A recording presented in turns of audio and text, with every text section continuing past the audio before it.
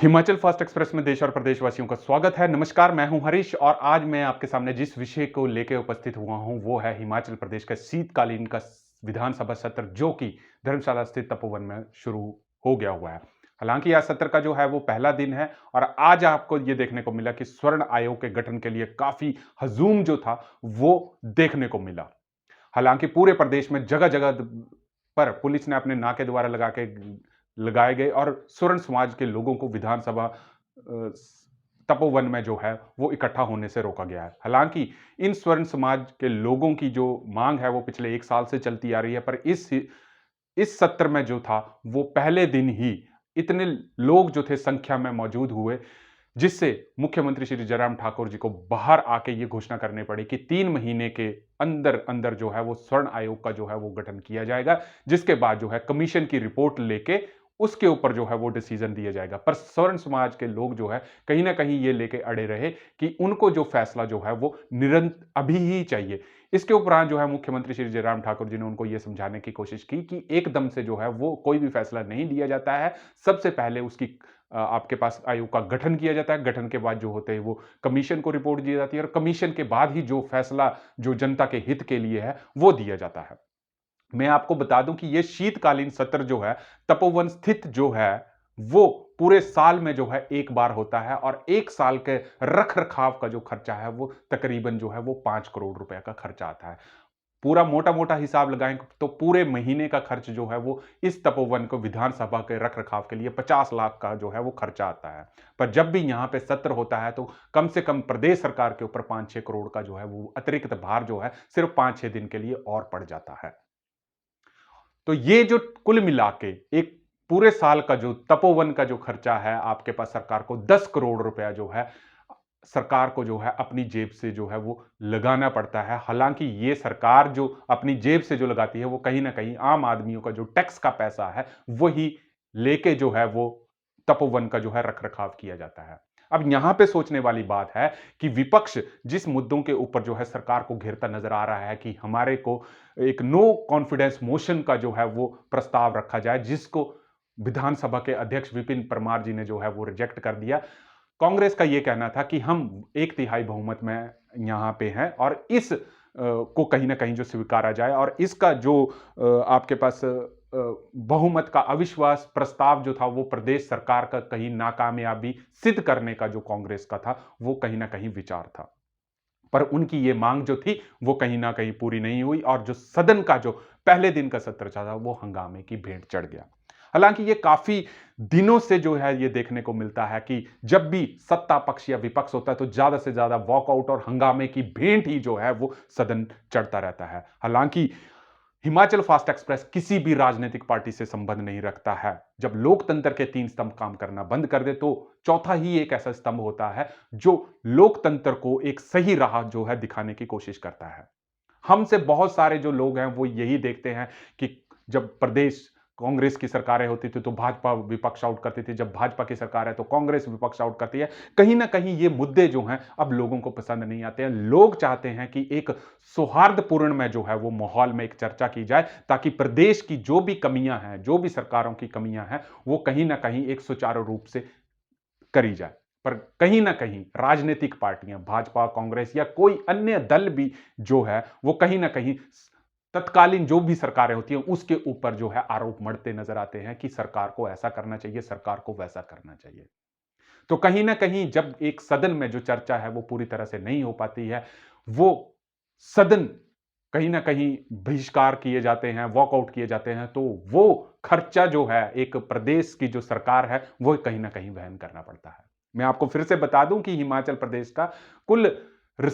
Receiving जो है जिसको हम बजट बोले जाते हैं आपके पास 37,000 करोड़ है और खर्चे हमारे पास 38,500 करोड़ है। तो कम से कम जो 1500 करोड़ करोड़ का जो है वो राजकोषीय घाटे में जो है इंक्लूड किया जाता है। हालांकि इस वक्त प्रदेश सरकार के ऊपर 70,000 करोड़ का कर्जा है। जब भाजपा ने ये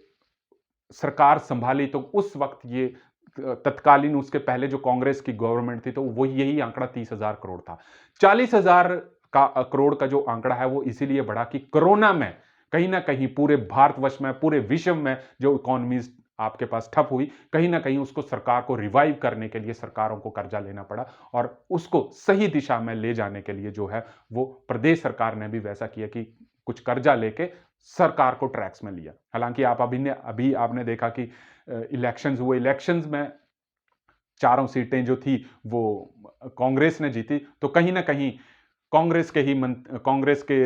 नेता जो हैं कौल सिंह ठाकुर, उन्होंने भी कहीं न कहीं ये बयानबाज़ी करी कि अभी भी हार के बावजूद भी भाजपा जो है वो हवा में दिखती नज़र आ रही है। तो ये आरोप जो प्रत्यारोप हैं, जो कि सदियों से रीतें चली आ रही हैं कि सिर्फ़ कांग्रेस को भाजपा पे आरोप लगाना है, भाजपा को कांग्रेस पे लगाना है, पर मुद्दों के ऊपर अगर हम बात करें, अगर एक पढ़े-लिखे समाज में हम रह रहे हैं, तो मुद्दों के ऊपर बात करें तो हिमाचल प्रदेश में जो सबसे ज्वलंत मुद्दे हैं, वो सिर्फ़ एक बेरोज़गारी और एक आपके पास महँगाई है। और तीसरा जो है वो नशा है। हमारी सरकारें जो हैं इन विषयों के ऊपर जो है वो कम बात करना चाहती हैं, क्योंकि हमारे प्रदेश सरकार में कुल जीडीपी का जो है 45% जो है कृषि से आता है। तो सरकारों को ये चाहिए कि 45% जो है वो जो आपके पास कृषि से जो आता है उसके ऊपर ध्यान दिया जाए कि और जीडीपी को ग्रोथ करने के लिए, रोजगार के संसाधन अपनाने के लिए और क्या-क्या काम किए जाएँ ताकि प्रदेश के उन तमाम युवाओं को जो है वो रोजगार मिले। हालाँकि रोजगार की जो समस्या है वो सिर्फ़ सरकारों की ही समस्या नहीं है। हालाँकि हिमाचल प्रदेश भी वैसे तीसरा राज्य जो है बेरोजगारी में बन गया है, पर इसमें मैं सरकारों की ही गलती नहीं मानता हूँ। पिछले काफ़ी 2, 3, 4 साल पहले हमने देखा कि कुछ नियुक्तियाँ जो हैं वो पटवारियों की थी, वहाँ पे पीएचडी और बीटेक होल्डर्स के लोगों ने भी अप्लाई किया। तो यहाँ पे खुद जो युवा हैं उनको भी ये सोचना होगा, समझना होगा कि सिर्फ़ सरकार का ही काम नौकरी देना नहीं है, हमारी अपनी मेहनत भी इसमें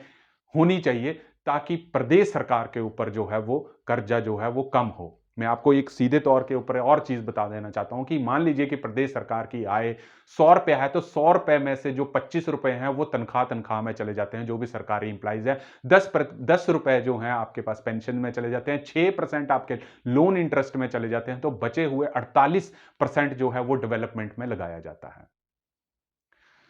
मैं फिर से यह आगाह करना चाहता हूं कि हिमाचल प्रदेश में करुणामूलक संघ, एचआरटीसी, ऐसे-ऐसे कुछ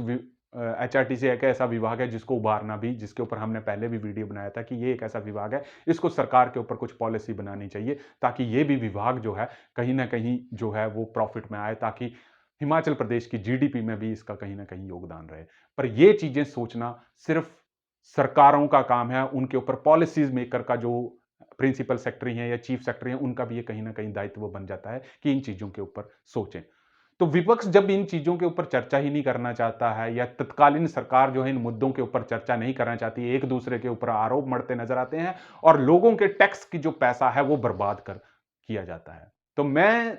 सरकारों से, चाहे सत्ता पक्ष हो, चाहे विपक्ष हो, मैं सिर्फ़ यही आगाह करना चाहता हूँ कि ये जो आप लोग हंगामा करते हैं बाहर जाके या सदन से वॉकआउट कर जाते हैं या किसी चीज़ को आप नहीं सुनना चाहते या हंगामे जो सदन में किए जाते हैं, आपको ये ध्यान रखना है कि आप अगर इस कुर्सी के ऊपर बैठे हुए हैं, तो वो जनता के द्वारा चुनी हुई कुर्सी है और आपकी ऐशो-आराम के लिए जो सुविधाएँ सरकार आपको देती है, वो भी जनता ही आपके टैक्स का पैसा जो है, वो आप लेते हैं। और जब-जब आप हंगामे करेंगे और जब-जब आप मुद्दों के ऊपर बात नहीं करेंगे, चाहे वो सत्ता पक्ष हो, चाहे विपक्ष हो, कहीं न कहीं लोगों के मन में उस सरकार के प्रति जो होगा, वो रोष होगा, चाहे वो सत्ता पक्ष है, चाहे विपक्ष है। यही चीज़ जो है मैं आपके सामने बताना देना चाहता हूँ कि सरकारों को चाहिए कि कुछ स्टार्टअप्स आएँ, क्योंकि हिमाचल प्रदेश में आपने देखा कि फार्मा सेक्टर ऑलरेडी आपके पास बद्दी में है, पर कुछ व्हाइट कॉलर जॉब, चाहे एचसीएल है, चाहे विप्रो है, ऐसी-ऐसी कंपनीज़ को बुला के जो धर्मशाला या जहाँ पे स्टार्टअप्स की इन्वेस्टर्स मीट है, वो करवाई जाएँ ताकि प्रदेश के उन तमाम युवाओं को जो है नौकरी मिले। आपकी जो घोषणाएँ हैं, वो धरातल पे नहीं लोगों को दिखनी चाहिए कि वाक़ई में जो है वो काम हो रहा है। हालाँकि मैं फिर यहाँ पे आपको साफ कर देना चाहता हूँ कि हिमाचल फास्ट एक्सप्रेस जो है, वो किसी राजनीतिक पार्टी से संबंध नहीं रखती है। सिर्फ़ जनता के मुद्दे, जनता की आवाज़, चाहे उसमें कांग्रेस अच्छा काम करेगी, हम कांग्रेस की प्रेज़ करेंगे, चाहे भाजपा काम अच्छा करेगी, भाजपा का काम करेंगे या कोई अन्य पार्टी अच्छा काम करेगी। पर हाँ, जहाँ पे वो राजनीतिक पार्टियाँ गलत काम करेंगी, हम उनको भी आगाह करने जाएँगे। और दूसरा मुद्दा जो है आपके पास नशा है, नशे के ऊपर हम हर बार, हर जिनके पास भी जाते हैं उनसे ये बात करने की कोशिश करते हैं कि नशे को कम करने के लिए कुछ न कुछ ऐसे अग्रणी कदम उठाने चाहिए ताकि नशा जो है वो कम हो। तो मैं फिर उन सभी तमाम राजनीतिक दलों से, चाहे वो कांग्रेस के हैं, चाहे वो भाजपा हैं, अगर सत्ता पक्ष है, तो मैं उनसे